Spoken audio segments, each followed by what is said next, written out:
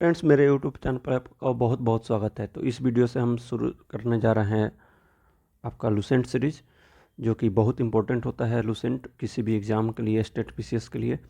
तो ये वीडियो जो होगा वो एंशिएंट हिस्ट्री का पार्ट 1 होगा, जिसमें हम इंट्रोडक्शन के बारे में जानेंगे। ये थोड़ा सा बोरिंग हो सकता है आपके लिए। ये पार्ट 1 और पार्ट 2 थोड़ा बोरिंग होगा, जो कि आप देख पा रहे होंगे अपने लूसेंट बुक में, जो कि 15 या 16 पेज है, जो कि थोड़ा सा इंट्रोडक्शन और इसके हिस्ट्री के बारे में जानकारी देता है। मेन जो टॉपिक स्टार्ट होता है, इम्पोर्टेंट टॉपिक, जो आईवीसी मतलब इंडस वैली सिविलाइजेशन से स्टार्ट हो जाता है और ये हर्षवर्धन काल तक जाता है। ठीक है, हर्षवर्धन के मतलब पीरियड तक। तो इंट्रोडक्शन में देखते हैं कि आप अपना लूसेंट बुक रख करके सामने और देख करके आप लाइन बाय लाइन पढ़ सकते हैं, क्योंकि मैं इस वीडियो में लाइन बाय लाइन ही पढ़ूंगा और आने वाले वीडियो में भी वहीं पेज बाय पेज और लाइन बाय लाइन सारे को पढ़ा जाएगा। ठीक है, तो पहला आपका इंट्रोडक्शन जान लेते हैं कि किसी भी सब्जेक्ट को पढ़ने से पहले हम सब्जेक्ट के बारे में जानकारी लेते हैं। तो हिस्ट्री क्या है? तो the study of past is called history. ठीक है, ये हिस्ट्री जो है हिस्टोरिया वर्ड से मिलकर बना है। ग्रीक वर्ड हिस्टोरिया से बना है, जिसका मतलब, हिस्टोरिया का मतलब होता है रिसर्च, इंक्वायर और इन्वेस्टिगेशन। किसी के बारे में, मतलब किसी भी चीज़ के बारे में रिसर्च करना, इंक्वायरी करना, हिस्ट्री का मतलब मेन उद्देश्य होता है। ठीक है, ग्रीक हिस्टोरियन हुए हैं जो कि जिनका नाम है हेरोडोटस। उन्हें हम फादर ऑफ हिस्ट्री भी बोलते हैं। और इन्हें फादर ऑफ हिस्ट्री किसने बोला था पहली बार? तो सिसेरो जो थे, उन्होंने इन्हें फादर ऑफ हिस्ट्री बोला। ठीक है, और हेरोडोटस का बुक का नाम है द हिस्टोरीज में ये इन्होंने ग्रीक इरेनियन वार के बारे में डिस्क्राइब किया है। ठीक है, उसी तरह से अगर फादर ऑफ हिस्ट्री अगर हेरोडोटस को बोलते हैं, तो फादर ऑफ मॉडर्न हिस्ट्री किसे बोलते हैं? तो लियोपोल्ड वॉन रैंके को हम मॉडर्न हिस्ट्री का फादर बोलते हैं। ठीक है, इनका कहना था, रैंके का कहना था कि द टास्क ऑफ हिस्टोरियन, मतलब हिस्टोरियन का जो टास्क होता है वो to describe past as it actual was, मतलब जैसा पास्ट रहा हुआ है उसको एक्चुअल जो रहा हुआ है उससे डिस्क्राइब करना हिस्टोरियन का मेन टास्क होता है। ठीक है, अगला आप देख पा रहे होंगे कि जैसे जर्मन फिलोसफर एंड प्रोपाउंडर, मतलब ये इनका जो मतलब एक लेख था, जो थेसिस एंटीथेसिस सिंथेसिस थ्योरी जो है वो हीगल के द्वारा दिया गया था। तो हीगल का कहना था कि हिस्ट्री रिपीट इटसेल्फ, हिस्ट्री जो है अपने आप को रिपीट करती है। ठीक है, फिर उसके बाद कार्ल मार्क्स जो फिलोसफर हुए हैं, उन्होंने, ये जर्मन इकोनॉमिस्ट और फिलोसफर भी थे कार्ल मार्क्स, तो इन्होंने कहा था history repeat itself first as tragedy and second as farce. पहले कोई भी हिस्ट्री रिपीट करती है ट्रेजिडी के रूप में, फिर वो नाटक के रूप में चलते रहती है। ठीक है, according to E H Carr एक ब्रिटिश हिस्टोरियन हुए हैं। उनका कहना है कि हिस्ट्री जो है, हिस्ट्री क्या है? कंटिन्यूस प्रोसेस, एक सतत प्रोसेस है ये, interaction between historian and his fact. Historian and his fact के इंट्रैक्शन को हम हिस्ट्री कहते हैं, वो प्रोसेस को हिस्ट्री कहते हैं। ठीक है, ये एक अनएंडिंग डायलॉग होता है बिटवीन प्रेजेंट एंड पास्ट। ठीक है, जो आज प्रेजेंट में हो रहा है वो आगे, जब हम फ्यूचर में मतलब 2030 में हम चले गए होंगे, तो 2023 का जो जो भी इंसिडेंट हुआ रहेगा वो एक पास्ट के रूप में बन जाएगा और वो हिस्ट्री कहलाएगा। ठीक है, उसी तरह से अगर कंटेम्प्रेरी अगर देखते हैं 1857 का, तो 1857 में जो जी रहे होंगे वो जैसे आगे हम आ गए, तो 1857 हमारे लिए पास्ट हो गया और वो एक तरह से हिस्ट्री भी हमारे लिए हो गया। तो जो आज प्रेजेंट में जी रहे हैं वो आगे जाके हिस्ट्री बन जाता है। ठीक है, देखिए हिस्ट्री के बारे में कुछ जानकारी लेते हैं कि जैसे BC एंड AD क्या होता है। जैसे कहीं पे लिखा होता है 563 BC, और अगर लिखा हुआ है 2023 AD। तो देखिए BC का मतलब होता है बिफोर क्राइस्ट एंड AD का मतलब होता है एनो डोमिनी। तो देखिए अगर टाइमलाइन देखते हैं तो 0 को हम मान लेते हैं बर्थ ऑफ क्राइस्ट।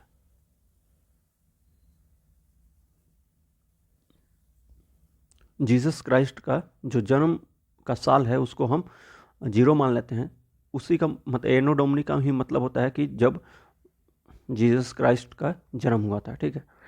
उसके आगे जो भी जाएगा वो प्लस में होगा, 1 2 3 4 5 6 ऐसे करके, जो कि अभी तक 2023 चल रहा है, ठीक है, जो कि AD है।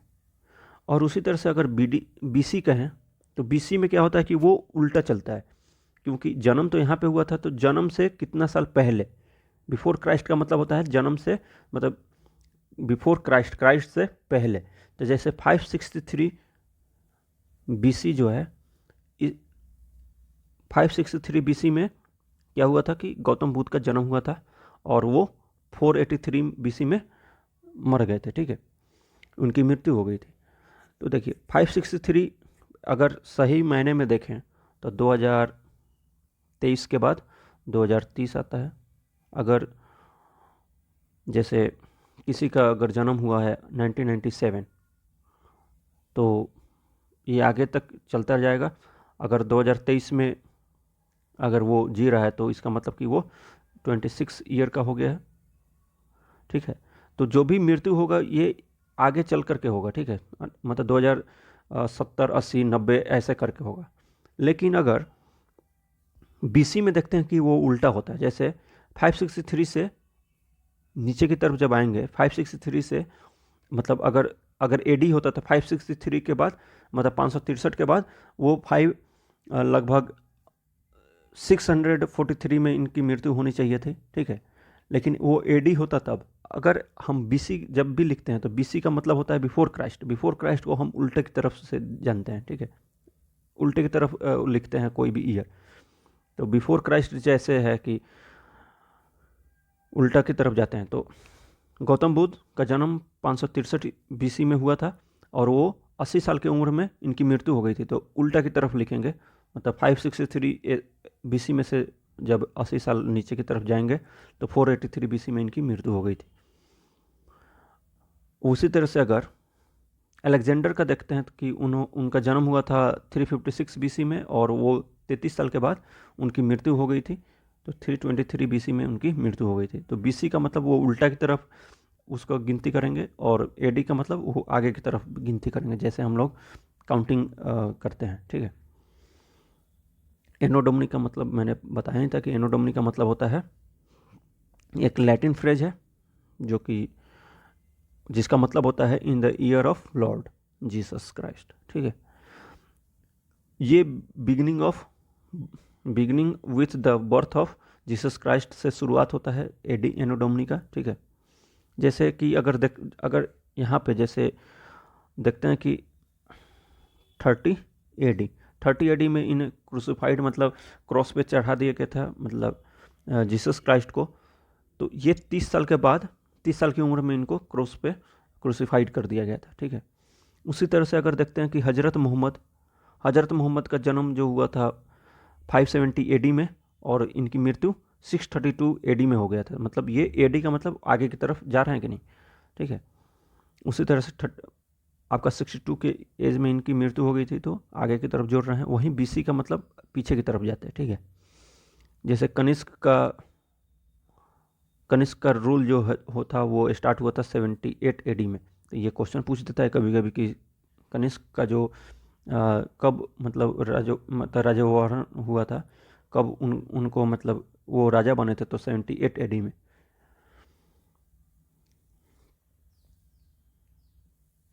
आगे देखते हैं कि जैसे वहीं बिफोर क्राइस्ट को दिया हुआ है कि पीछे की तरफ गिनती करते हैं और AD को आगे की तरफ गिनती करते हैं 2 3 मतलब ये यहाँ पे दिया हुआ है कि जैसे आगे की तरफ, ठीक है, 1 2, उसी तरह से 1 2 3 करके। इस सब में इतना ही लिखा हुआ है जितना मैंने बताया अभी। टाइम ग्लोसरी के बारे में जान लेते हैं कि टाइम ग्लोसरी क्या होता है। तो जैसे डिकेड होता है 10 साल का, पीरियड को हम डिकेड बोलते हैं। हाफ सेंचुरी किसको बोलते हैं? तो 50 ईयर को, फर्स्ट 50 ईयर को हम हाफ सेंचुरी बोलते हैं। सेकेंड हाफ क्या होता है? वो होता है 50 ईयर ऑफ ए सेंचुरी। अगला जो 50 ईयर होता है, जैसे कि अगर 1 to 50 क्या होता है? फर्स्ट हाफ, और 51 to 100 होता है सेकेंड हाफ, ठीक है, सेकेंड हाफ ऑफ सेंचुरी। वहीं सेंचुरी बोलेंगे तो 100 साल का सेंचुरी होता है।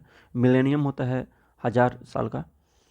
और CA का यूज हम करते हैं, CA डॉट का यूज करते हैं, जो कि एग्जैक्ट हमें वो वर्ड मतलब जो भी ईयर दिया हुआ है उसके बारे में हम कंफर्म नहीं होते हैं, तो हम उसको हम CA डॉट से, सिरका को CA डॉट से डिनोट कर देते हैं। जैसे वैदिक कल्चर का पीरियड जो था वो किसी को नहीं पता था कि 1500 BC से लेकर के 600 BC तक मतलब माना जाता है ऐसा, तो इसीलिए इसको C dot 1500 BC to 600 BC लिख दिए हैं, ठीक है। BC देख पा रहे होंगे कि BC नीचे की तरफ आता है, जब वो उल्टा जब जाएगा तो वो सही मतलब सीधा मतलब वो गिनती होता है। जैसे 500 के बाद तो 1500 के बाद तो होना चाहिए जैसे 2100 6 साल बाद, जो कि ये हो जा रहा है नीचे की तरफ जब आ रहा है, तो 1500 BC टू 600 BC। उसी तरह से करके 1500 BC से 600 BC आएगा, फिर वैसे ही करके जब जीरो पे आ जाएगा तो जीरो के बाद एनो डोमिनी स्टार्ट हो जाता है, ठीक है। First decade of 20th century, देखिए जैसे कि अगर कहीं पे लिखा हुआ है 20th सेंचुरी, 20th सेंचुरी का मतलब कि वो बात हो रहा है 1901 से लेकर के 1990 मतलब 2000 तक, 2000 तक का, 2000 तक का बात हो रहा है, ठीक है। अगर कहीं पे 18th सेंचुरी लिखा हुआ है, 18th सेंचुरी, अगर 18th सेंचुरी कहीं पे लिखा हुआ है तो इसका मतलब कि वो 1801 से लेकर के 1900 के बीच का नहीं बात हो रहा है, वो हो रहा है आपका उसके पहले का, मतलब 1800 तक का बात हो रहा है। जैसे 1701 से लेकर के 1701 से लेकर के 1800 के अंदर का बात हो रहा है, ठीक है, 18th सेंचुरी का मतलब। उसी तरह से 16th सेंचुरी अगर कोई बोल रहा है तो 1501 से लेकर के 1600 तक का बात हो रहा है, तो ठीक है। तो आगे 20th सेंचुरी एडी का मतलब होता है 1901 टू 1910, फर्स्ट डिकेड, ठीक है। First decade of 20th century 1901 से 1910 तक। वहीं फिफ्थ डिकेड मतलब 50 से लेकर 60, सॉरी ये देखिए फिफ्थ डिकेड है तो 41 से लेकर के 50 तक का ये डिकेड होगा, जो कि 20th सेंचुरी का होगा, तो 1941 टू 1950।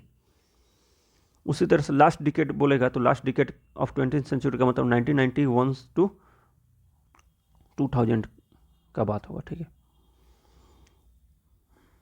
सेम उसी तरह से अगर first half of 20th century बोले, फर्स्ट हाफ, तो फर्स्ट हाफ का मतलब पहला 50, तो पहला 50 का मतलब 1901 टू 1950 तक। सेकेंड हाफ मतलब 1951 टू 2000। 6th सेंचुरी BC, देखिए 6th सेंचुरी BC अगर कोई बोल रहा है तो उल्टा की तरफ आएगा, क्योंकि BC आ जा रहा है यहाँ पे, तो 600 BC टू 501 तक रहेगा ये, इसका जो काल रहेगा, पीरियड जो रहेगा। उसी तरह 20th सेंचुरी AD का मतलब 1901 टू 2000 हो गया ये। AD का मतलब वो आगे की तरफ जाएगा, और BC का मतलब जैसे BC है यहाँ पे, तो 4th सेंचुरी का मतलब 400 BC टू 301 BC तक रहेगा, ठीक है। फर्स्ट मिलेनियम का मतलब होता है 1000 BC टू 1 BC, ठीक है। उसी तरह से AD में 1 AD टू 1000 AD हो जाएगा। अब आगे देखते हैं इंपॉर्टेंट एराज के बारे में जानते हैं, ठीक है। तो इसमें ज़्यादा इंपॉर्टेंट नहीं है, थोड़ा बहुत जो जानकारी लेना है वो गुप्ता पीरियड के बारे में लेना है, गुप्ता के बारे में लेना है, हर्षा के बारे में लेना है, इलाही और राजसक्का के बारे में लेना है, ठीक है। कली जो है 301 या 2 के BC के मतलब अराउंड स्टार्ट हुआ था, जिसको बिगनिंग ऑफ 20, जिसका बिगनिंग हम मानते हैं एंड ऑफ महाभारत के 20 ख़त्म होने के 20 साल के बाद हम कली एरा का शुरुआत मानते हैं। उसी तरह सप्तऋषि जो है वो 25 कली ईयर के एक्सपायरी के बाद स्टार्ट हुआ था। विक्रमा क्या है 57 या 58 BC में स्टार्ट हुआ था। विक्रमादित्य जो लोकल किंग ऑफ उज्जैनी थे, जिनके विक्ट्री ओवर सक्का पे इन्होंने इसकी शुरुआत की थी, ठीक है। सक्का एरा क्या था? कुषाण रूलर कनिष्क जो थे वो अपने राजा वोरहन जब वो राजा बने थे तब इसकी शुरुआत की थी इन्होंने। सक्का एरा को ही गवर्नमेंट ऑफ इंडिया जो है एडॉप्ट किया हुआ है। सक्का एरा को ग्रेगोरियन कैलेंडर के साथ साथ हम सक्का एरा को भी साथ लेकर चलते हैं। जैसे चैत वैशाख आषाढ़ सावन ये जो है वो सक्का एरा का मतलब कैलेंडर है, ठीक है। जैसे 1 चैत से स्टार्ट होता है हमारा सक्का एरा। कालचूरी जो है 248 AD से स्टार्ट होता है। अभीर किंग ईश्वर सेन ने इसे शुरुआत किया था। गुप्ता इंपॉर्टेंट है, कभी कभी पूछ देता है गुप्ता एरा कब स्टार्ट हुआ था। तो 319 या 20 AD में इसका स्टार्ट हुआ था, जब चंद्रगुप्त वन मतलब राजा बने थे। उसी तरह से हर्षा का पीरियड, हर्षा एरा जो है वो 606 AD में शुरुआत हुआ था। इन्होंने शुरुआत किया था जब ये कनौज को अपने मतलब राज के अंदर में जब मिलाए थे तब। उसी तरह हिजरी जो होता है मुस्लिम का कैलेंडर होता है जो 622 AD में हुआ था। तो इसका शुरुआत जो था वो जब हज़रत मोहम्मद अपने अनुयायियों के साथ मक्का टू मदीना जब शिफ्ट हुए थे, उस एरा को हम हिजरी मानते हैं, ठीक है। उसी तरह से कोलम होता है, मलबार जो केरला वाला इलाका में जो रहता है उसको बोलते हैं। चालुक्य विक्रमादित्य 6 के द्वारा ये शुरुआत किया हुआ था। लक्ष्मणा क्या है कि ये सेन रूलर ऑफ बंगाल लक्ष्मण सेन द्वारा मतलब फाउंड किया गया था। इलाही क्या है? इलाही जो है 1556 ईस्वी में शुरुआत किया गया था मुगल रूलर अकबर के द्वारा, जिसको औरंगजेब द्वारा ये बंद कर दिया गया था। राज सक्का 1674 में शुरुआत हुआ था इसका, जो कि महाराजा छत्रपति शिवाजी द्वारा शुरुआत किया गया था जब वो राजा बने थे। उसी तरह से जब डेवलपमेंट ऑफ कैलेंडर देख लेते हैं, पहले जूलियन कैलेंडर हुआ था, फिर क्रिश्चियन कैलेंडर, फिर ग्रेगोरियन कैलेंडर, जो कि अभी ग्रेगोरियन कैलेंडर हमारा चल रहा है। जो भी आपके घर में कैलेंडर यूज होता है या मेरे घर में यूज होता है वो ग्रेगोरियन कैलेंडर यूज हो रहा है, ठीक है। देखिए एरा ऐसा एरा जो विक्रम और शक और हिजरी एरा को छोड़ करके सारे अभी ख़त्म हो चुके हैं। केवल विक्रम, शक्का और हिजरी एरा केवल अभी चल रहा है, ठीक है, यूज में है। नेशनल कैलेंडर जो है शक संवता को हम गवर्नमेंट सेक्टर में यूज करते हैं, और ग्रेगोरियन कैलेंडर चारों ओर यूज होता है। तो कोई भी चीज़ अगर लिखा हुआ रहता है, जैसे नेशनल जो भी आपका डॉक्यूमेंट होता है उसमें शक सम्मत वाला डेट भी लिखा होता है और ग्रेगोरियन कैलेंडर वाला मतलब डेट भी लिखा होता है, ठीक है। कन्वर्जन ऑफ एरा देखते हैं, जैसे विक्रम सम्मत जो होता है विक्रम एरा, अगर 2023 है अभी, तो विक्रम एरा अगर मतलब पहचानना हो कि विक्रम एरा में कितना हो रहा होगा, तो उसमें 57 ऐड कर देते हैं, मतलब 580 अभी चल रहा है, सॉरी 282 मतलब इसमें 57 जोड़ेंगे तो 280 अब का हो जाएगा, तो 280 अभी चल रहा है। 2080 वह साल चल रहा है विक्रम एरा का, ठीक है। उसी तरह से अगर विक्रम एरा कहीं पे दिया हो, जैसे 270 अगर विक्रम एरा दिया हुआ, इससे हमको ग्रेगोरियन कैलेंडर निकालना है, तो इसमें से हम 57 माइनस कर देंगे, मतलब 2013 मतलब 2013 साल चल रहा, मतलब 2070 जब भी चल रहा था उस समय ग्रेगोरियन कैलेंडर में 2013 चल रहा था, ठीक है। सेम उसी तरह से शक एरा का जो होता है उसमें 57 ऐड या 78 ऐड या सब्ट्रैक्ट करते हैं। जैसे 2013 में अगर 2013 से हमको निकालना होगा कि शक एरा कब चलता है, क्योंकि शक एरा में ये 2013 में से 78 इसलिए घटा दे रहे हैं क्योंकि ये एडी है, ठीक है, एडी, और 57 क्या था कि बीसी था।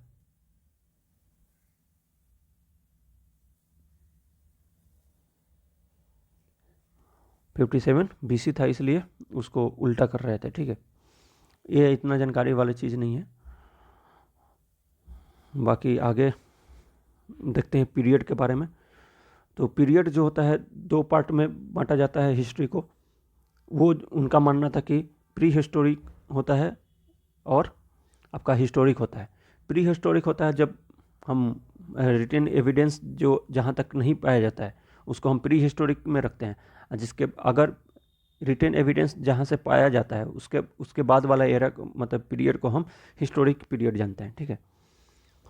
नो रिटन एविडेंस उसको हम प्री हिस्टोरिक बोलते हैं। उसके बाद रिटन एविडेंस को हम हिस्टोरिक पीरियड बोलते हैं। तो प्री हिस्टोरिक जो पीरियड है उसका शुरुआत हम मानते हैं कि 30 lakh BC to 30 lakh BC to 600 BC तक हम मानते हैं कि रिटन एविडेंस नहीं है, या अगर है भी तो उसे हम पढ़ नहीं पाए हैं, ठीक है। उसको हम प्री हिस्टोरिक पीरियड में डालते हैं। और 600 बीसी से अभी तक का जो एरा है, जैसे महाजनपद के बाद का जो काल जो था उसमें हम रिटन एविडेंस है, हमारे पास हिस्ट्री है, तो उसको हम हिस्टोरिक पीरियड के नाम से जानते हैं।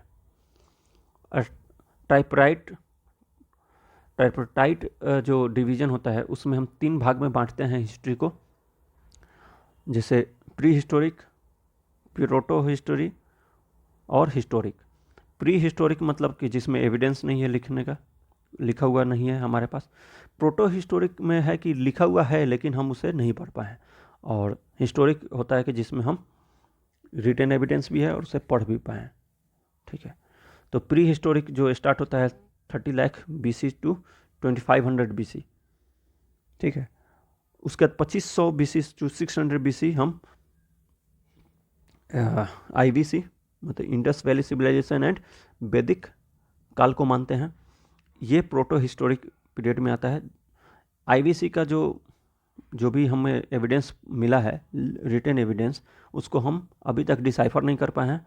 लेकिन वैदिक काल का जो मिला है हमें, वो हम तो पढ़ पा रहे हैं, लेकिन ये नहीं पता है कि वो वैदिक काल में ही लिखा हुआ था या आगे चल करके वो लिखा हुआ है, ठीक है। इसलिए हम इस पूरे काल को हम प्रोटो हिस्टोरिक एरा में डालते हैं, प्रोटो हिस्टोरिक पीरियड में डालते हैं। फिर अगला है कि हिस्टोरिक पीरियड, जो कि 600 बीसी मतलब जहाँ महाजनपद के बाद से अभी तक का काल को हम हिस्टोरिक पीरियड में डालते हैं, ठीक है। वहीं लिखा हुआ है इंडस वैली सिविलाइजेशन एंड वैदिक कल्चर इसके अंतर्गत आते हैं प्रोटो हिस्टोरिक में। फिर लिथिक स्टोन पीरियड जो होता है वो प्री हिस्टोरिक पीरियड में आता है। उसके बाद महाजनपद, अभी तक महाजनपद से लेकर के अभी तक वाला जो पीरियड होता है वो हिस्टोरिक पीरियड में आता है। क्रोनोलॉजी जान लेते हैं कि क्रोनोलॉजी क्या होता है। कि जैसे क्रोनोलॉजी के बारे में जर्मन हिस्टोरियन क्रिस्टोफ सेलेरियस जो थे, उन्होंने 3 भाग में बांटा था क्रोनोलॉजी के हिसाब से, जैसे एंशिएंट, मेडिएवल एंड मॉडर्न, ठीक है। हिस्ट्री को 3 भाग में बांटा था, ancient history, medieval history and modern history. किसने बांटा था? तो क्रिस्टोफ सेलेरियस ने, ठीक है। जो कि देखिए, ये जो ट्राइपरटाइट जो आपका डिवीज़न है वो अभी यूज किया जाता है, जो कि राइटिंग में और रीडिंग में आसान होता है। उसके बाद मतलब लोगों के कन्वीनियंस के लिए इंडियन हिस्ट्री को हम 4 पार्ट में पढ़ते हैं, ठीक है। Ancient India, medieval India, modern India and post modern India. तो देखिए एंशिएंट इंडिया जो शुरुआत होता है 647 बिगनिंग से लेकर के 647 BC मतलब AD तक, मतलब जब शुरुआत से लेकर लिथिक स्टोन एज से लेकर के, लिथिक मतलब स्टोन एज होता है, तो स्टोन एज से लेकर के हर्षवर्धन का जब मृत्यु हुआ था तब तक का पीरियड को हम एंशिएंट इंडिया में पढ़ते हैं, ठीक है। तो वहीं अगर अभी शुरुआत जब होगा तो लिथिक एज से हम हर्षा के डेथ तक पढ़ेंगे एंशिएंट हिस्ट्री में। फिर मिडिएबल हिस्ट्री पढ़ेंगे हम 647 मतलब हर्षा का डेथ से शुरुआत होकर के प्लासी तक, बैटल ऑफ प्लासी तक हम मिडिएबल इंडिया पढ़ेंगे। फिर मॉडर्न इंडिया आपका प्लासी से लेकर के 1990 मतलब लिबरल ग्लोबलाइजेशन तक हम मॉडर्न इंडिया में पढ़ते हैं। पोस्ट मॉडर्न इंडिया में हम 1991 के बाद, लिबरलाइजेशन के बाद, ग्लोबलाइजेशन के बाद अभी तक का पीरियड को हम पोस्ट मॉडर्न इंडिया में पढ़ते हैं। देखिए एंशिएंट इंडिया को भी हम मतलब इतने पार्ट में बांटते हैं, उसको टॉपिक बाय टॉपिक कैसे जानते हैं। जैसे प्री हिस्टोरिक पीरियड को हम 30 लाख BC टू 600 BC जानते हैं। इंडस वैली सिविलाइजेशन का पीरियड जो है 2500 BC टू 1750 BC के अंतर्गत आता है। वैदिक कल्चर जो है 1500 BC टू 600 BC होता है। ये एरिया जो होता है आपका प्रोटो हिस्टोरिक एरिया मतलब पीरियड में मत आता है, ठीक है, प्रोटो हिस्टोरिक।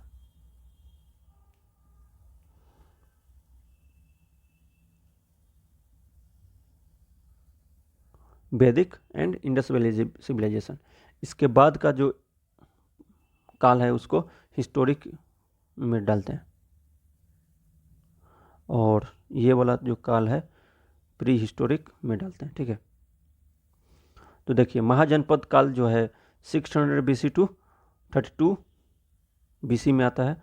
फिर modern period 322 BC to 185 BC में आता है। पोस्ट मॉडर्न या प्री गुप्ता पीरियड, गुप्ता से पहले या मतलब मॉडर्न के बाद का जो काल होता है 185 BC टू 319 BC में आता है। Gupta period 319 AD to 550 AD में आता है, ठीक है। इसको मैंने BC बोल दिया था। ये 185 BC टू 319 AD में ये प्री गुप्ता पीरियड आता है, ठीक है। पोस्ट गुप्ता पीरियड जो है हर्षवर्धन या वर्धन डायनेस्टी का जो पीरियड है वो 550 AD टू 647 AD तक आता है, ठीक है। ये केवल जानकारी के लिए आपके है, ये इससे ज़्यादा क्वेश्चन नहीं आते हैं। अगर कभी कभी क्वेश्चन पूछना भी होता है तो ये पीरियड वगैरह मैच द फॉलोइंग में पूछ दिए जाते हैं।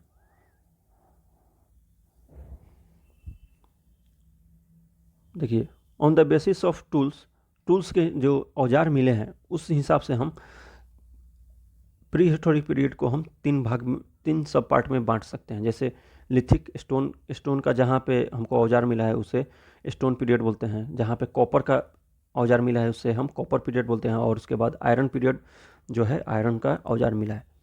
Early medieval period 647 BC to 1206 BC मतलब AD 647 से हम देखिए 647 AD से स्टार्ट हो गया था, तो 647 AD टू 1206 मिडिएबल वाला जो पीरियड है वो AD में ही चलेगा, ठीक है। तो 647 AD टू 1206 वाला पीरियड जो है अर्ली मिडिएबल पीरियड होता है। सल्तनत पीरियड 1206 टू 526 के अंदर में आता है। मुगल पीरियड 526 टू जब औरंगजेब का डेथ हो गया था 707 तक मुगल पीरियड को मानते हैं, ठीक है। उसके बाद लेटर मुगल पीरियड आ जाता है। फिर मॉडर्न पीरियड को 1757 से 1990 तक हम मानते हैं। बैटल ऑफ प्लासी से लेकर के ग्लोबलाइजेशन तक का, जब ग्लोबलाइजेशन शुरुआत हुआ था उससे पहले पहला जो मतलब जो पीरियड होता है उसको मॉडर्न पीरियड में जानते हैं। देखिए पहला जो था स्टेज ऑफ ब्रिटिश कॉलोनियलिज्म जो है, ब्रिटिश का जो मतलब पीरियड था उसको हम पहला फेज जो है फर्स्ट फेज 757 से 1813 जब monopoly of trade direct appropriation of revenue वाला पीरियड मानते हैं। मर्केंटाइल फेज कहते थे इसको, ठीक है। इसमें था कि कोई भी जैसे कंपनी थी अपने मनमाने तरीके से ट्रेड कर रही थी इस समय 1757 से 1813 तक। 1813 के बाद केवल चाय और चाइना को छोड़ करके मोनोपोली इसका हटा दिया गया था कंपनी का। उसके बाद पूरा फ्री कर ओपन मार्केट कर दिया गया था। उस पीरियड को हम फ्री ट्रेड के नाम से जानते हैं, लेसस फेयर के नाम से जानते हैं, या इंडस्ट्रियल फेज के नाम से जानते हैं, जिसको हम सेकेंड फेज में जानते हैं। ठीक है, 1813 से लेके 1858, मतलब 1857 के जो रिवोल्ट हुआ था उससे पहले, मतलब 1813 से लेकर के 1857 रिवोल्ट तक हम इंडस्ट्रियल फेज के नाम से जानते हैं। ठीक है, थर्ड फेज में जो आता है फिनेंशियल फेज, जबकि ब्रिटिश कैपिटल इन्वेस्टमेंट जो इंडिया में हो रहा था उसको हम 1860 से लेकर के 1947 तक मानते हैं। ठीक है, उसी तरह से ब्रिटिश पॉलिसी जो है कैसे, मतलब इंडिया में मतलब नेटिव स्टेट में कैसे कैसे ब्रिटिश पॉलिसी को हम इंट्रोड्यूस किए थे, मतलब ब्रिटिश द्वारा इंट्रोड्यूस हुआ था, उसको हम 4 भाग में बांटते हैं। जैसे रिंग ऑफ फेंस पहला था, फिर दूसरा सबऑर्डिनेट आइसोलेशन पॉलिसी था, सबऑर्डिनेट यूनियन पॉलिसी था, इक्वल फेडरेशन पॉलिसी था। ठीक है, तो देखिए 1757 BC, मतलब 1757 से लेकर के 1813 तक क्या था कि रिंग फेंस पॉलिसी अपनाया था, ये वॉरेन हेस्टिंग के द्वारा स्टार्ट किया गया था। इसमें क्या होता था कि जैसे मान लेते हैं ये आपका अवध है, फिर यह बंगाल है, फिर यहाँ पे कोई मतलब अफ़गानिस्तान है। ठीक है, तो अवध को हम, ये बंगाल और बिहार है, बंगाल एंड बिहार, तो अवध को वो क्या करते थे कि बफर स्टेट के तौर पे यूज़ करते थे। ये क्या करते थे, बफर स्टेट के तौर पे यूज़ करते थे बंगाल और अफ़गानिस्तान के बीच में। बफर स्टेट होता क्या है कि जैसे कि अगर दो, मान लेते हैं कि इसका एक यहाँ पे एनिमी है और ये ब्रिटिश वाला इलाका है। ठीक है, और ये एनिमी वाला इलाका है, तो ये बीच वाले इलाके को ये ब्रिटिश अपने अंदर में मिला लेते थे। मतलब अंदर में मिलाते नहीं थे, ये क्या करते थे, इससे दोस्ती कर लेते थे और बोलते थे कि आपको कभी भी अगर आप पे इसके द्वारा अटैक होता है तो हम आपका मदद करेंगे। और इस पे अटैक जो भी होता था, इस पे अटैक होने का मतलब कि ये ब्रिटिश अपने आप पे अटैक मान करके ये दोनों मिल करके इस पे अटैक कर देते थे, एनिमी पे अटैक करके, और उसके राज को पूरा मतलब अपने अंदर ब्रिटिश के अंदर में मिला लेते थे। उसी को हम रिंग फेंस पॉलिसी के नाम से जानते हैं। ठीक है, ये रिंग फेंस पॉलिसी जो है वेलेजली द्वारा यूज किया गया था, लेकिन ये शुरुआत किया गया था ड्यूप्लेक्स जो था वो ड्यूप्लेक्स इसका शुरुआत किया था, मतलब इसके बारे में लोग मतलब यूज़ किया था पहली बार, और वेलेजली जो था वो पहले मतलब इसको सही तरीके से यूज किया था। ये पुर्तगीज़ का जो ड्यूप्लेक्स जो गवर्नर थे, वो ड्यूप्लेक्स पुर्तगीज़ गवर्नर थे, उन्होंने शुरुआत किया था, मतलब ये, और वेलेजली द्वारा इसे यूज किया गया था। ठीक है, आइसोलेशन पॉलिसी में क्या होता है कि जो भी राजा को अपना मतलब अपना कोई जैसे अपना सैनिक या मतलब अपना एक एम्बेसडर छोड़ करके उसके राज्य में उसको अकेला छोड़ दिया जाता था, पूरे राज्य को, और उसके अंदर में जो भी गतिविधि होता था उसको हम मतलब ये जो एम्बेसडर था वो ब्रिटिश को बताता रहता था, और जैसे अंदर में कुछ पता चलता था कि वो कमज़ोर होता जा रहा है राज, तो फिर वो ब्रिटिश उस पर अटैक करके उसको मिला लेते थे। डॉक्ट्रिनल लैप्स आप आगे पढ़ेंगे। ठीक है, सबऑर्डिनेट यूनियन पॉलिसी 1858 से 1935 के अंदर में चला था। उसके बाद इक्वल फेडरेशन पॉलिसी 1935 का एक्ट जो आया था तब से लेकर के 1947 जब तक इंडिया आज़ाद नहीं हुआ था तब तक इक्वल फेडरेशन पॉलिसी के अंतर्गत मतलब आया था। ठीक है, उसी तरह से नेशनल मूवमेंट को हम 3 भाग में बांट सकते हैं। जो फ्रीडम स्ट्रगल है उसको 3 भाग में बांट सकते हैं।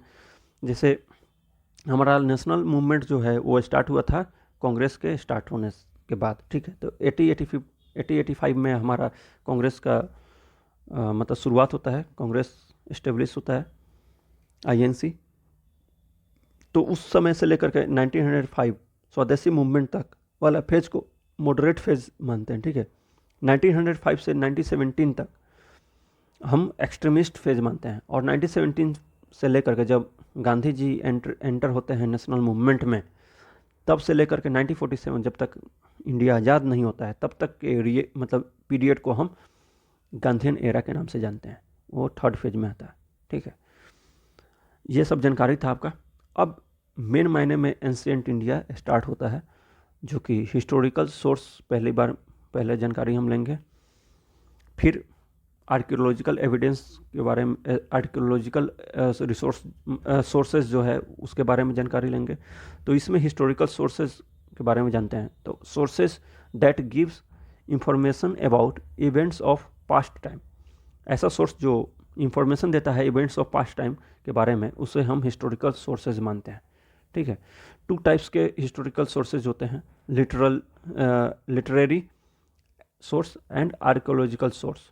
ठीक है, तो लिटरेरी सोर्स में हम जो भी लिखा हुआ है अभी तक है उस सब को हम लिटरेरी सोर्स में मानते हैं, और आर्कियोलॉजिकल सोर्स उसे मानते हैं जो पाया गया है, जैसे कि अशोक का स्तंभ पाया गया है कहीं कहीं पे, या इंस्क्रिप्शन कहीं पे लिखा हुआ है, वो सब एविडेंस जो होता है आर्कियोलॉजिकल सोर्सेज में आते हैं। ठीक है, या आईबीसी जैसे इंडस वैली सिविलाइजेशन का खुदाई जब हुआ था तो उसमें से कुछ अवशेष मिले हैं, वो सब आर्कियोलॉजिकल सोर्सेज में पढ़ेंगे हम।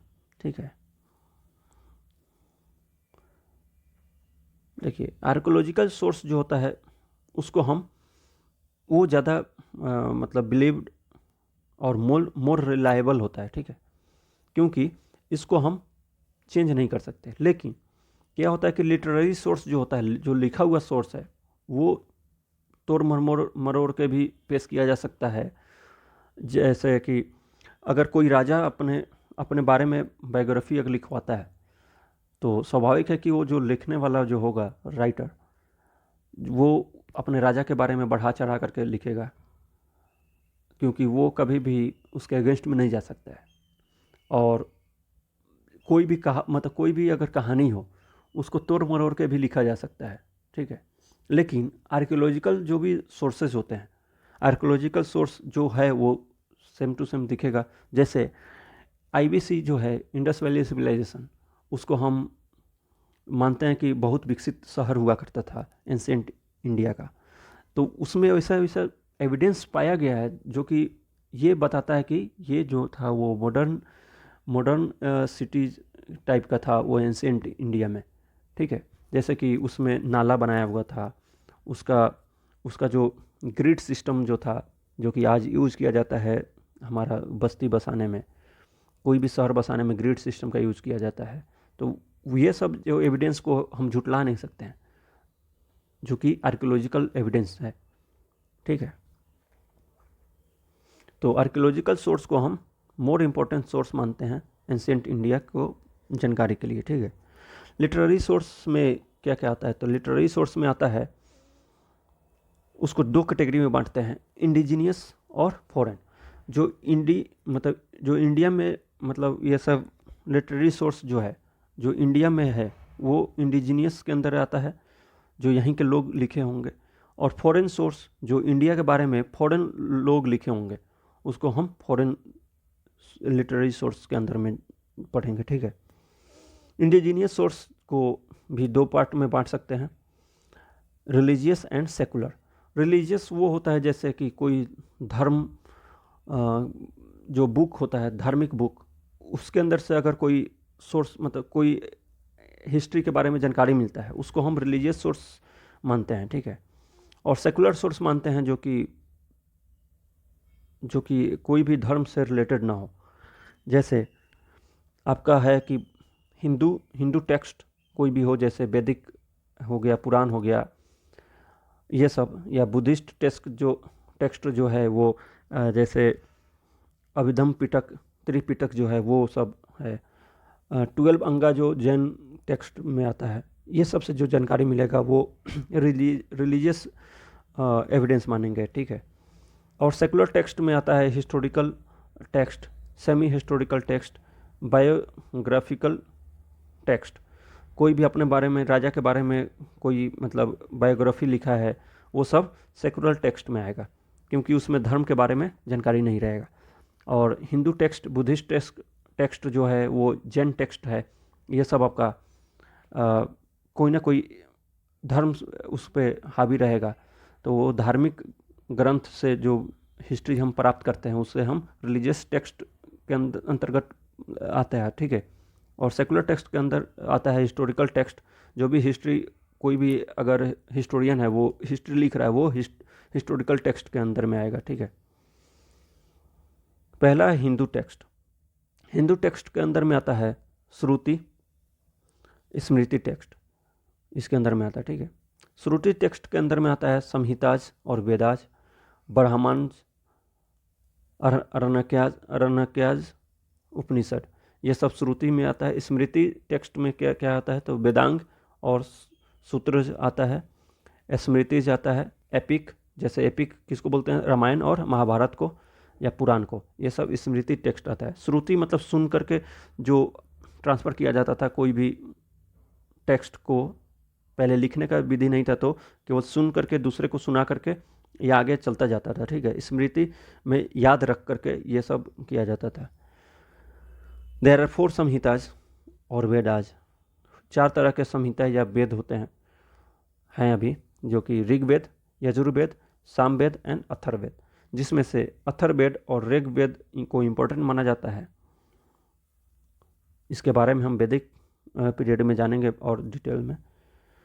ऋग्वेद का जो काल होता है वो 1500 BC टू 1000 BC माना जाता है, जो कि सब सिंधु रीजन में थे। उसके बाद देखिए वो धीरे धीरे इंडिया की तरफ आते गए। आर्यन जब आ रहे थे तो वो पहले सब सिंधु रीजन में थे, तो ऋग्वेद वाला इलाका मतलब ऋग्वेद वाला पीरियड माना जाता है 1500 BC टू 1000 BC, और 1100 BC टू 600 BC यजुर और अथर्ववेद, यजुर, साम और अथर्ववेद वाला पीरियड माना जाता है, जो कि कुरु पंचाल रीजन में निवास करते थे आर्यन। वेदा जो है वो क्या करता है कि वो हमारे रिलीजियस, सोशल, इकोनॉमिक लाइफ के बारे में जानकारी देता है, जो कि ये जो है पॉलिटिकल लाइफ के बारे में कम बताता है आर्यन के बारे में। देखिए आर्यन के लाइफ के बारे में, पॉलिटिकल लाइफ के बारे में ये कम बताता है। वेद जो है ये जानकारी कम देता है मतलब हमारे को, कि जो पढ़ते हैं वेद को तो उसमें हम पॉलिटिकल लाइफ ऑफ आर्यंस के बारे में कम जानते हैं, लेकिन वो रिलीजियस के बारे में ज़्यादा रहेगा क्योंकि ये रिलीजियस टेक्स्ट है। सोशल वहाँ के लोग कैसे रहते थे, और इकोनॉमिक वहाँ के लोग क्या मतलब जैसे बार्टर सिस्टम यूज़ करते थे या मतलब कैसे कैसे मतलब खरीदारी वगैरह करते थे, इसके बारे में इसमें जानकारी दिया हुआ है। ऋग्वेद एंड अथर्ववेद को हम इम्पोर्टेंट मानते हैं यजुर्वेद और सामवेद की अपेक्षा। कंपोजिंग ऑफ ब्राह्मण्स का जो कंपोजिंग टाइम है वो 1000 BC टू 600 BC के अंदर में वाला पीरियड को ब्राह्मण का जो लेखन हुआ था या कंपोजिंग हुआ था वो 1000 BC टू 600 BC के अंदर में हुआ था, ठीक है। ऐसा ही ये सब जानकारी दिया हुआ है कि सतपथ ब्राह्मण जो है गंधार, शैल्य और कैकेय राज्य के बारे में जानकारी देता है। सतपथ ब्राह्मण में लिखा हुआ है वो सब, ठीक है, जो कि नॉर्थ वेस्ट रीजन वाला एरिया था, जो था नॉर्थ वेस्ट रीजन में गंधार, शैल्य और कैकेय आता था, जिसके बारे में हमको जानकारी सतपथ ब्राह्मण में मिलता है। फिर उसी तरह से कुरु, पंचाल, कौशल और विदेह स्टेट जो ईस्टर्न रीजन में आता था उसके बारे में भी हम सतपथ ब्राह्मण में जानकारी पा सकते हैं। अरण्यक जो है, अरण्यक का कंपोजिंग जो हुआ था 1000 BC टू 600 BC में ही हुआ था, जिसका हिस्टोरिकल इम्पोर्टेंस बहुत कम है। उपनिषद मतलब होता है जो पास में बैठ करके कोई भी ज्ञान लेते हैं उसे हम उपनिषद बोलते हैं। जैसे पैरा विद्या का मतलब होता है स्पिरिचुअल लर्निंग। इसका जो कंपोजिंग था वो 1000 BC टू 500 BC में हुआ था। कंबाइंड स्टडी, देखिए ब्राह्मण्स एंड उपनिषद को कंबाइंड जब स्टडी करेंगे तो उसमें जानकारी हमको मिलता है परीक्षित से लेकर के बिंबिसार राजा तक का जो हिस्ट्री है वो जानकारी हमें ब्राह्मण और उपनिषद के अंदर में मिलता है, ठीक है। वेदांग का जो कंपोजिंग हुआ था वो 600 BC टू 200 AD तक के पीरियड में ये वेदांग का रचना हुआ था। Ancient Indian history, civilisation, culture के बारे में हम इसमें जानकारी मिलता है हमको। स्मृतिज का जो कंपोजिंग मतलब रचना हुआ था 600 BC टू 600 AD, ठीक है। ये हमें social organisation their theories, custom, kings right. उसके बाद ड्यूटीज ऑफ किंग्स के बारे में हमें बताता है। ड्यूटीज, किंग का क्या मतलब ड्यूटी होता है, क्या रिलेशन था, कहाँ कौन से राज्य से कैसा रिलेशन था, वो हम स्मृतिज में जानते हैं। रामायण एंड महाभारत जो इपिक है वो उसका जो रचना हुआ है 400 BC टू 400 AD के बीच में हुआ है।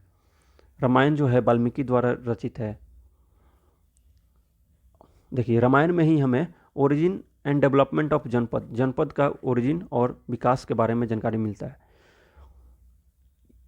रामायण में ही हमें यवन और सकाज के बारे में जानकारी मिलता है।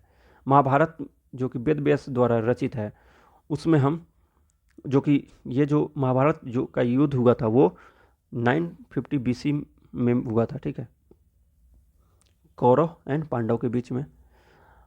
उसके बाद इसमें लिखा हुआ है यन भारते तन भारते, जो भारत मतलब जो महाभारत में है वही भारत में पाया जाता है। देखिए इसमें फिर लिखा हुआ है गिरिव्रज जो था वो मगध का कैपिटल था, वो भी इसमें जानकारी दिया गया है महाभारत में। महाभारत में हमको हुंस के बारे में और यवंश और शक के बारे में भी जानकारी मिलता है। पुराण का रचना जो हुआ था 400 BC टू 400 AD के बीच में विकास हुआ था, इसका मतलब रचना किया गया था। ये हिस्ट्री जो था ये इसमें हमें जानकारी मिलता है वेरी बिगिनिंग टू, बहुत पहले से लेकर के गुप्ता पीरियड तक का जो काल जो है वो हम पुराण में जानकारी मिलता है हमें। ये सब उतना इम्पोर्टेंट नहीं है। देखिए the only Purana that have वंशानुचरितम्स मत्स्य, वंशानुचरित जिसमें मतलब वंश, जैसे राजा के वंश के बारे में जो जानकारी मिलता है मतलब लिखा हुआ है वो केवल मत्स्य में लिखा हुआ है, भागवत में लिखा हुआ है, विष्णु में लिखा हुआ है, वायु में लिखा हुआ है, ब्रह्मा में लिखा हुआ है, भविष्य में लिखा हुआ है और गरुड़ पुराण वगैरह में लिखा हुआ है खाली। तो ये सब एग्जाम के लिए इतना इम्पोर्टेंट नहीं है, केवल अंडरस्टैंडिंग के लिए इम्पोर्टेंट है इतना। बुद्धिस्ट टेक्स्ट जो है उसके बारे में, उसमें क्या क्या मिलता है हिस्ट्री के बारे में ये जानकारी लेंगे। इसके पहले जो था वो हिंदू लिटरेचर जो भी लिखा हुआ है हिंदू टेक्स्ट उसमें के बारे में हम जाने थे। अब हम बुद्धिस्ट टेक्स्ट के बारे में जानेंगे, फिर उसी तरह से जैन टेक्स्ट के बारे में हम जानेंगे, ठीक है। बुद्धिस्ट टेक्स्ट को दो पार्ट में बांटा जाता है, पाली टेक्स्ट एंड अनुपाली टेक्स्ट, ठीक है। जो पाली भाषा में लिखा होगा और अनुपाली मतलब जो पाली भाषा में नहीं लिखा होगा, ठीक है। तो पाली टेक्स्ट के बारे में के अंतर्गत कौन कौन आता है, तो त्रिपिटक, दीपवंश, महावंश, मिलिंदपनो, ये सब पाली टेक्स्ट के अंदर में आता है। पहला जो सबसे पुराना जो है, सबसे पहला त्रिपिटक है, जो इम्पोर्टेंट टेक्स्ट है अपना पाली जो भी टेक्स्ट है उसमें सबसे प्राचीन जो टेक्स्ट है वो त्रिपिटक टेक्स्ट है, जो कि बुद्धिस्ट टेक्स्ट में आता है, ठीक है। त्रिपिटक 3 पिटक से मिलकर के बना है, विनय पिटक, सुत पिटक एंड अभिधम पिटक।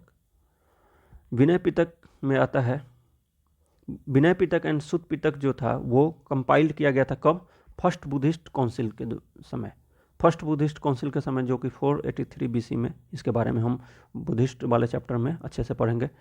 तो फर्स्ट बुद्धिस्ट काउंसिल जब हुआ था उस समय जब बौद्ध का मृत्यु हो गया था तब क्या हुआ था कि फर्स्ट बुद्धिस्ट काउंसिल ऑर्गेनाइज किया गया था, जो कि राजगीर में स्टार्ट हुआ था, मतलब राजगीर में ये ऑर्गेनाइज किया गया था। उसी समय विनय पिटक एंड सुत पिटक का कंपाइलेशन किया गया था। अभिधम पिटक का जो कंपाइलेशन है, अभिधम पिटक का कंपाइलेशन जो थर्ड बुद्धिस्ट काउंसिल जो पाटलिपुत्रा में हुआ था उस समय इसको कंपाइल किया गया था।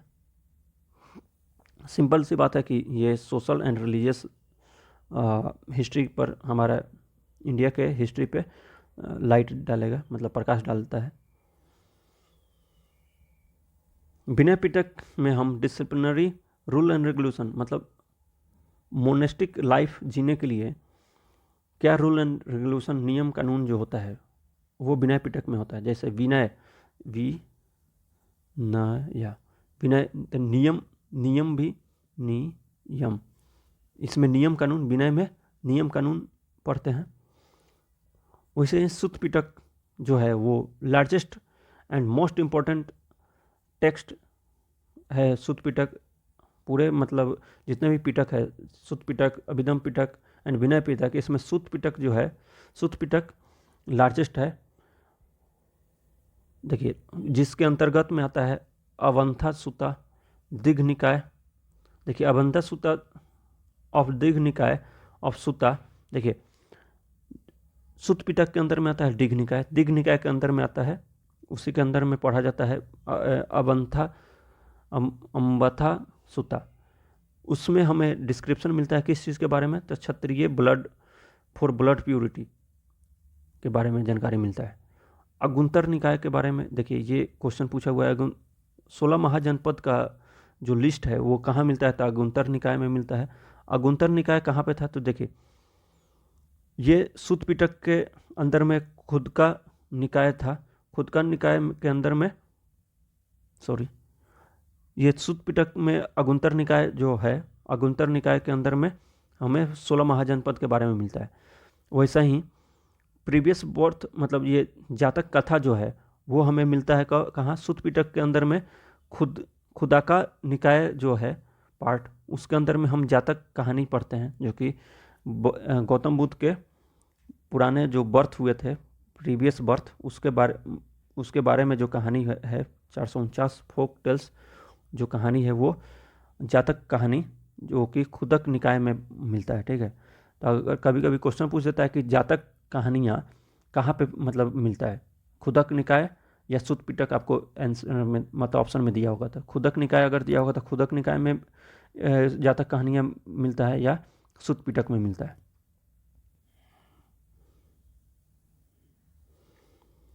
ये जो है जातक कहानी जो है ये कहाँ पे, जो जैसे रेलिंग ऑफ बहरौत एंड सांची स्तूप, बहरौत और सांची स्तूप के जो रेलिंग है, किनारे किनारे जो मतलब वेदिका बनाया गया है, उस पे ये सब जातक कहानियाँ लिखा हुआ है। फिर यहाँ पे अभिधम पिटक के बारे में जानते हैं कि अभिधम पिटक में डॉक्ट्रिन एंड फिलोसफी के बारे में बुद्धिस्ट स्कॉलर, देखिए बुद्धिस्ट के डॉक्ट्रिन एंड फिलोसफी के बारे में हम अभिधम पिटक में जानते हैं, पढ़ते हैं। ठीक है, यहीं दीपवंसा जो एंड महावंसा जो है कंपाइल हुआ था श्रीलंका में, जो कि हिस्ट्री ऑफ श्रीलंका के बारे, श्रीलंका के हिस्ट्री के बारे में ये जानकारी देता है। मिलिंद पनो जो है क्वेश्चन ऑफ मिलिंद के नाम से जाना जाता है, जो कि मिलिंद और नागसेन के बीच में जो वार्ता हुआ था, मतलब क्वेश्चन और आंसर का सेशन हुआ था, उसी का कंपाइलेशन को हम मिलिंद पनो के नाम से जानते हैं। और नागसेन कौन था, तो बुद्धिस्ट मॉन्क था, जिसको नागार्जुन के नाम से भी जाना जाता है।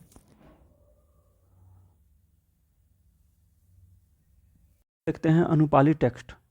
जो टेक्स्ट पाली भाषा में नहीं लिखा हुआ था, जैसे संस्कृत में लिखा हुआ हो या किसी और भाषा में लिखा हो, उसे हम अनुपाली टेक्स्ट के अंदर में डालते हैं। ठीक है, तो बुद्धिस्ट टेक्स्ट को दो भाग में बांटते हैं, पाली टेक्स्ट एंड अनुपाली टेक्स्ट।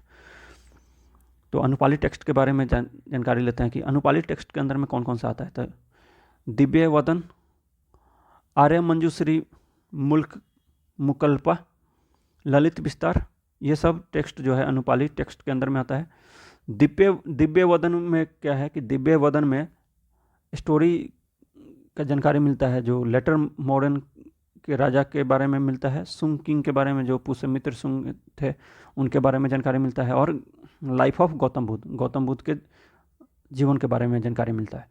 उसी तरह से आर्य मंजूश्री मुल्कल्पा में हमें पॉलिटिकल इवेंट्स, जो पॉलिटिकल इंसिडेंट उस समय हुए थे, पोस्ट प्री मॉडर्न पीरियड से लेकर के वर्धन तक के पीरियड के बारे में incident, pre modern period, modern के पहले से लेकर के वर्धन पीरियड तक के जो भी इंसिडेंट हुए थे, वो सारे पॉलिटिकल इवेंट्स जो भी हुए थे, वो आर्य मंजूश्री मुल्कल्पा में मिलता है।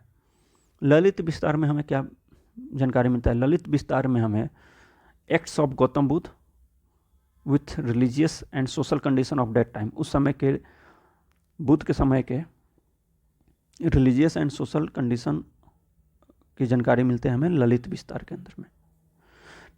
देखिए, पहले हमने जाना हिंदू टेक्स्ट के बारे में, जैसे वेद हुआ, पुराण हुआ, रामायण हुआ, महाभारत हुआ। उसके बाद हमने जानकारी लिया बौद्ध टेक्स्ट के बारे में, जिसमें दो भाग में बांटा जाता है, पाली और अनुपाली।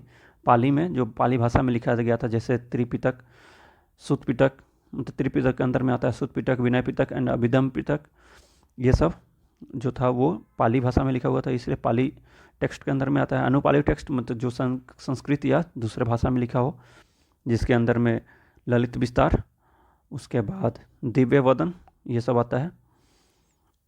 देखिए, इंडिया में मुख्यतः आपका जो है 3 धर्म हुए हैं। एंशिएंट काल में 3 धर्म थे, हिंदू, बौद्ध और जैन। तो इन तीनों के रिलीजियस बुक भी होंगे। तो इस सब से हमें क्या हिस्ट्री में मतलब एविडेंस मिलता है, हिस्ट्री जानकारी क्या मिलता है उनके टेक्स्ट से, ये सब हम जानकारी अभी ले रहे हैं। तो पहले हिंदू के बारे में जाना, हिंदू टेक्स्ट के बारे में क्या क्या जानकारी मिलता है, किन राजाओं के बारे में हमें जानकारी मिलता है, ये सब हिंदू टेक्स्ट क्या क्या बताता है हमें। फिर बौद्धिस्ट टेक्स्ट क्या बताता है, उसी तरह से जैन टेक्स्ट हमें क्या बताता है वो हम जानेंगे।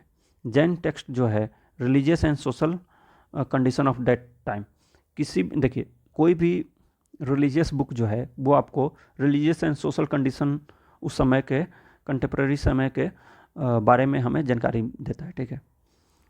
Jain text were eventually compiled, ये कब कंपाइल हुआ था? 6th सेंचुरी में ये कंपाइल हुआ था। सेकेंड जैन महासभा जब हुआ था, जो कि बलाभी गुजरात में हुआ था, उस समय ये कंपाइल किया गया था। ये सब जो आपका जैन टेक्स्ट है उसमें 12 अंगा जो है, 12 अंगा बहुत इंपॉर्टेंट है। द आचरंग सूत्र, आचरंग सूत्र में हमें क्या मिलता है? तो disciplinary rule and regulation of Jain Monks, जैसे मतलब नियम कानून जो भी था, कैसे मतलब एक जैन को मतलब बौद्ध को रहना है, वो हम विनय पिटक में जानकारी मिलता है। उसी तरह से अचरंग सूत्र में हमें रूल एंड रेगुलेशन के बारे में, जो कि जैन मॉन्क्स के लिए रूल रेगुलेशन जो भी थे वो हमें अचरंगा सूत्र में मिलता है, ठीक है। भागवती सूत्र क्या करता है कि लाइफ ऑफ महावीरा एंड 16 महाजनपद के बारे में भी जानकारी देता है। तो देखिए, बुद्धिस्ट टेक्स्ट जो था वो 16 महाजनपद का जानकारी किस में मिलता है? तो अगुंतर निकाय में। वहीं अगर 16 महाजनपद का जो जानकारी मिलता है वो जैन टेक्स्ट के बारे में पूछेगा तो वो भगवती सूत्र में मिलता है। फिर वहीं आगे देखते हैं कि नमधमा कथा सूत्र में क्या होता है कि प्रीचिंग ऑफ महावीरा, मतलब महावीरा के जो प्रीचिंग है वो सब, टीचिंग है वो सब हमें नमधमा कथा सूत्र में मिलता है। अंतंगादा डसाओ या अनुतारो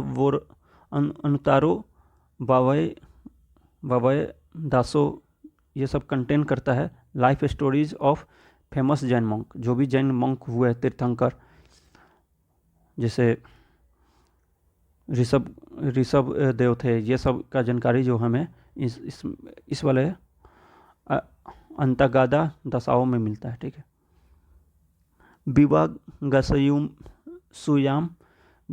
विवागासुयाम सूत्र में हमें डिस्कशन ऑन कर्म फल, कर्म का फल क्या होता है वो सब इसमें मिलता है। फ्रूट्स ऑफ एक्शन, कि कर्म का क्या फल मिलता है, कौन से कर्म का क्या फल मिलता है, यह सब जानकारी हम विवागासुयाम में सूत्र में मिलता है, ठीक है।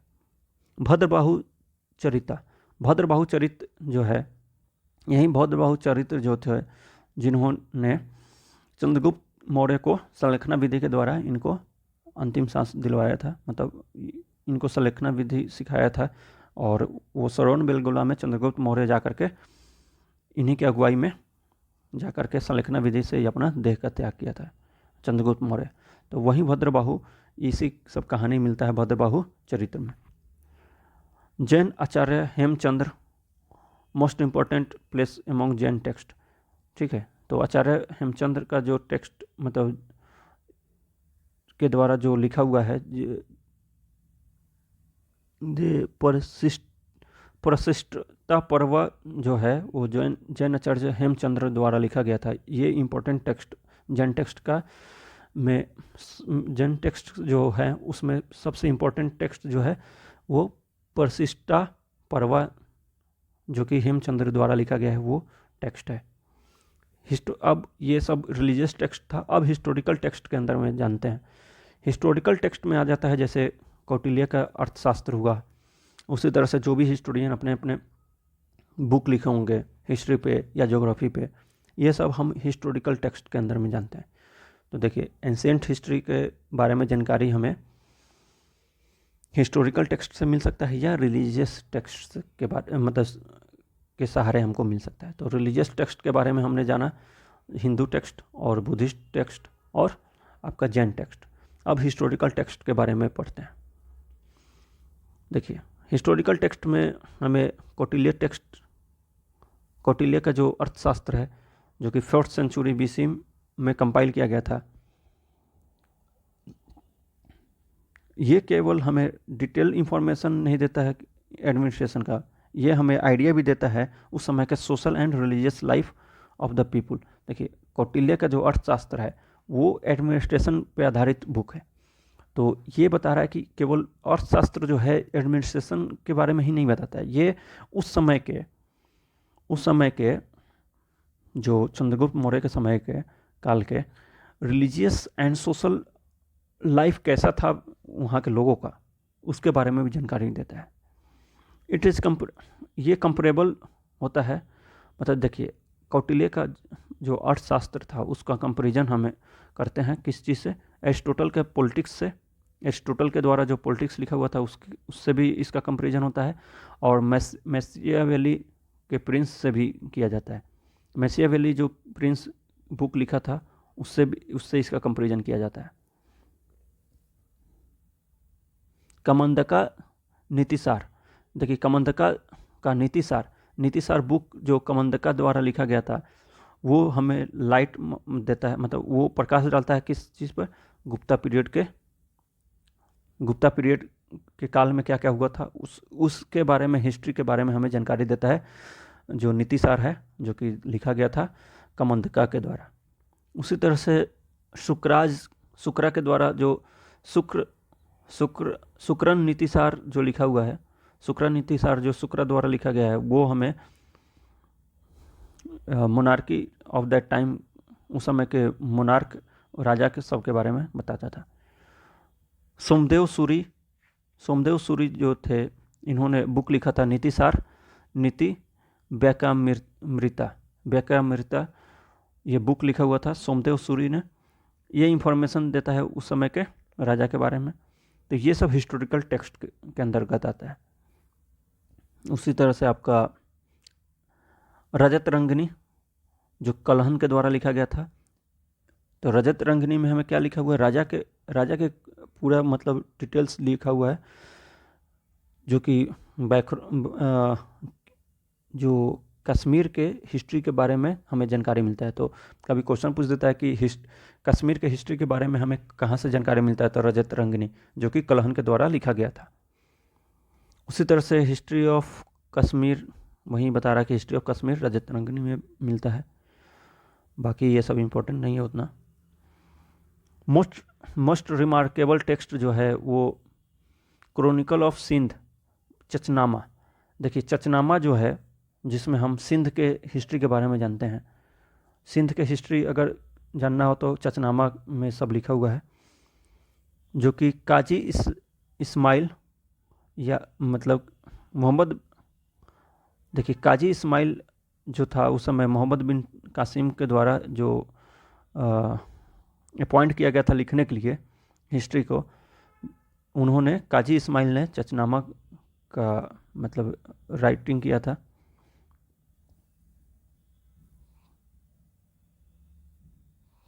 उसको पर्शियन लैंग्वेज में अगर पूछता है कि चचनामा जो अरेबिक लैंग्वेज में था उसको पर्शियन लैंग्वेज में किसने ट्रांसलेट किया था, तो चचनामा को पर्शियन लैंग्वेज में अली बिन हामिद कूफी ने इसको ट्रांसलेट किया था। देखिए चचनामा को हम फतेहनामा या सिंध के नाम से भी जानते हैं,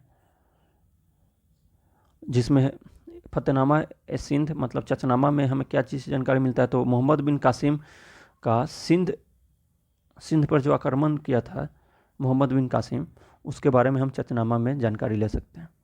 सेमी हिस्टोरिकल टेक्स्ट में कौन कौन सा आता है, जैसे पाणिनि का अष्टाध्यायी किसके द्वारा लिखा गया था, तो पाणिनि के द्वारा, बशर्ते कि वो एक ग्रामर बुक था, लेकिन ये हमें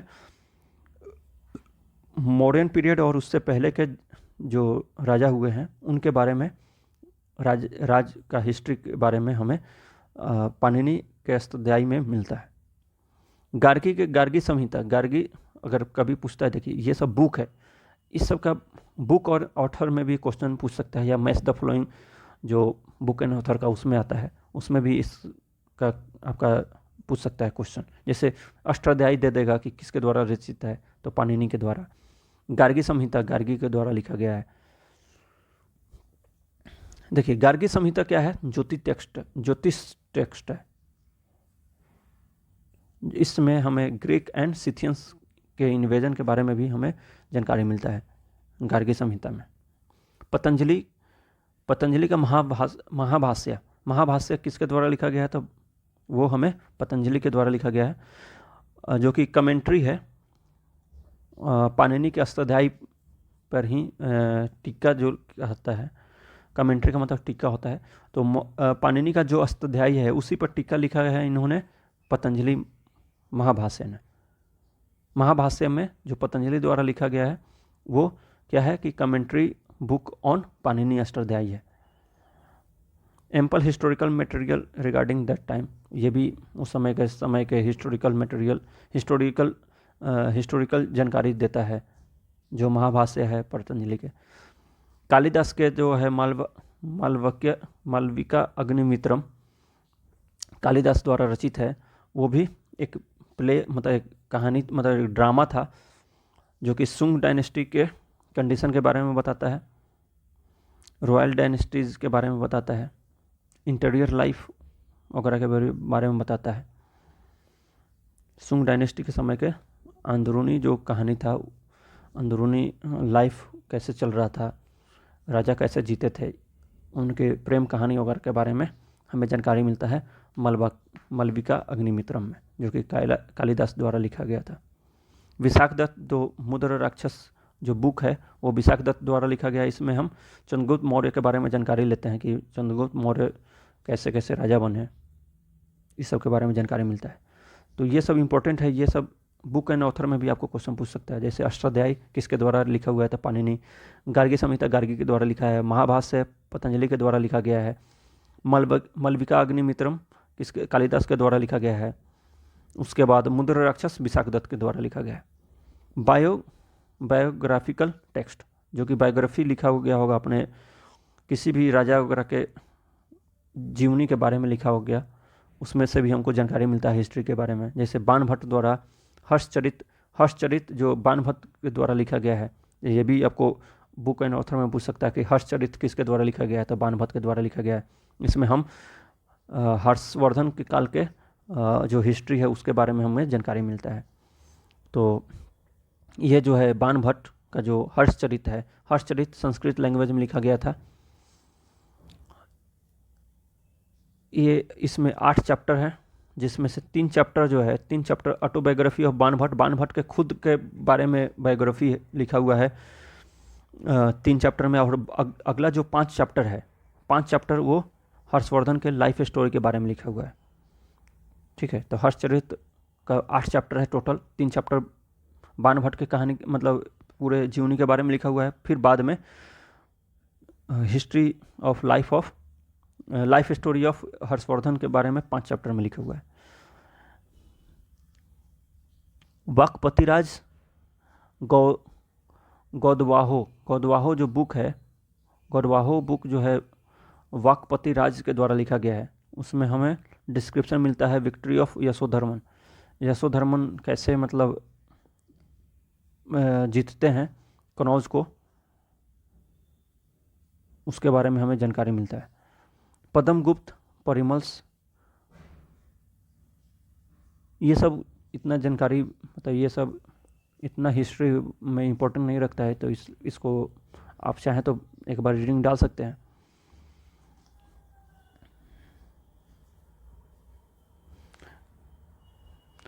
वहीं विक्रमांका चरित बिलहंस के द्वारा लिखा गया है, जिसमें विक्रमादित्य 6 के बारे में जानकारी मिलता है। संध्याकर नंदीन जो है, संध्याकर नंदीन रामचरित लिखा हुआ है इनके द्वारा।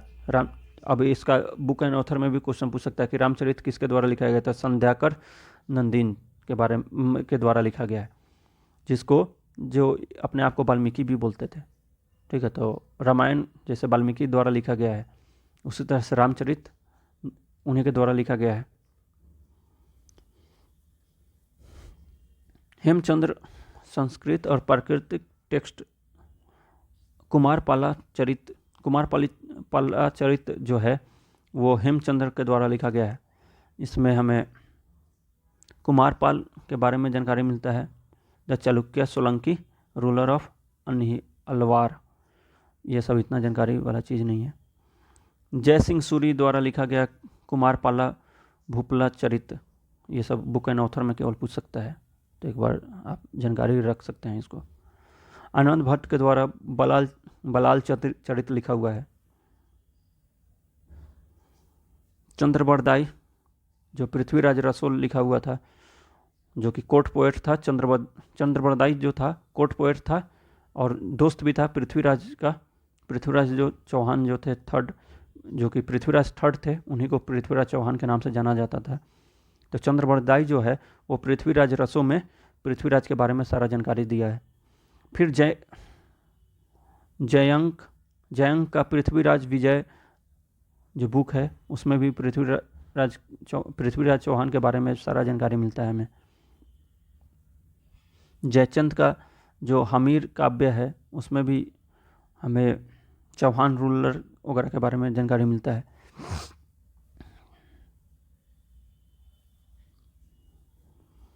फिर उसी तरह से ये सब उतना जानकारी वाला चीज़ नहीं है। ग्रीक रोमन, देखिए फॉरेन सोर्स के अंदर में क्या क्या आता है, तो फॉरेन सोर्स के अंदर में Greek Romans, Chinese, Tibetan and Arabian source जो आता है। ठीक है, तो ये सब देखिए ग्रीक राइटर्स कुछ हुए हैं जो कि अपने बुक लिखे होंगे, उसमें क्या हिस्ट्री के बारे में जानकारी मिलता है उसमें जानेंगे हम। चाइनीज़ फैयान वगैरह जो था वो कैसे क्या क्या लिखा था। तिब्बतियन, उसके बाद अरेबियन इबन बतूता वगैरह थे, वो अपने बुक में क्या क्या लिखे हैं इंडियन हिस्ट्री के बारे में, उसमें जानकारी, उसमें भी हमें हिस्ट्री के बारे में, जो इंडियन हिस्ट्री के बारे में जानकारी मिलता है। तो इसे हम अगले पार्ट में जानेंगे। ठीक है, तो अगला पार्ट में हम ग्रीक राइटर्स के बारे में जानेंगे, उसी तरह से Chinese writers, Tibetan writers and Arabian writers के बारे में जानेंगे। फिर आर्कियोलॉजिकल एविडेंस के बारे में उसमें जानकारी लेंगे। तो अगर आपको वीडियो अच्छा लगा हो तो प्लीज़ इसे लाइक करें और सब्सक्राइब करें हमारे चैनल को, और दोस्तों के साथ भी बांटें, और लोगों को भी बताएं कि इस चैनल पे लुसेंट का सीरीज स्टार्ट हुआ है, जिसमें हम लुसेंट को पेज बाय पेज और वर्ड बाय वर्ड पढ़ रहे हैं। ठीक है, thank you, have a nice day.